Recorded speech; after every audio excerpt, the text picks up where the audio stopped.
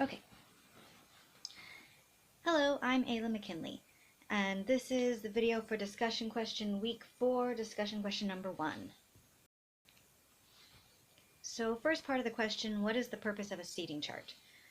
Basically, a seating chart, at least from my perspective, is a way to maximize, what's the word? Maximize participation, maximize interest, maximize lack of distractions. It's a good way to keep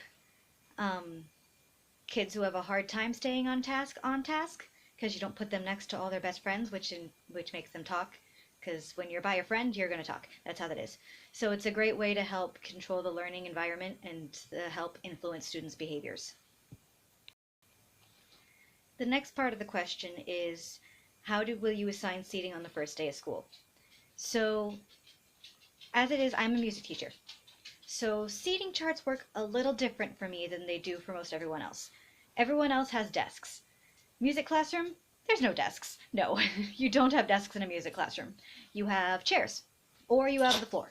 That's just kind of how it is. So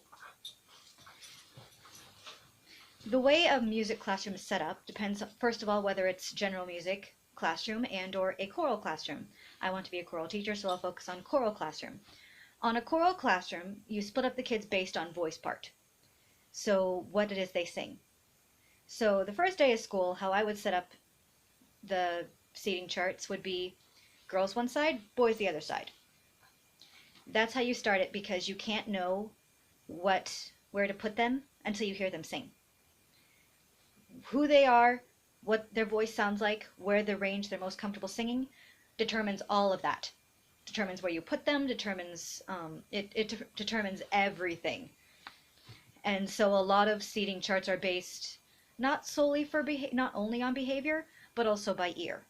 And it also can be pretty restrictive because if you have a bunch of people in the same voice part that are all friends with each other and really talkative, it's really hard to try moving them around because if there's like 6 of them, you have to just scramble them around in the same 6 seats in the 1/4 of the seating chart. So this would be the seats, part 1, part 2, part 3, part 4, doink, doink, doink, doink.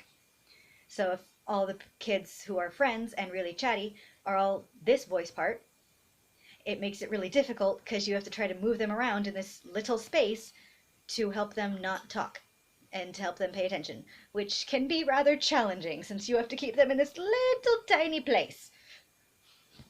So the first day of school, it would be girls, boys, because that's the biggest, most easiest, most consistent voice difference we will find first day of school before we hear them. Okay, the next part of the question is how will students know where they should sit? So basically first day of school I make it very clear how the voice parts work and what students should be in what sections. Like girls, you are on this side. Boys, you are on this side. If you are a girl, you are not here. If you are a boy, you are not sitting here. So that's basically the easiest way first try. And first day of school, I'd let them sit in whatever formation they want, as long as boys, girls. It's also a good way to tell who the friends are and who not to put next to each other because they're really talkative. When it can be done. So I just make an announcement as they're walking in the door, like, hey, boys, this row, that down. Girls, this side, down. Basically how it would go. So I think that covers all of it. Yes, that covers all of it. Okay.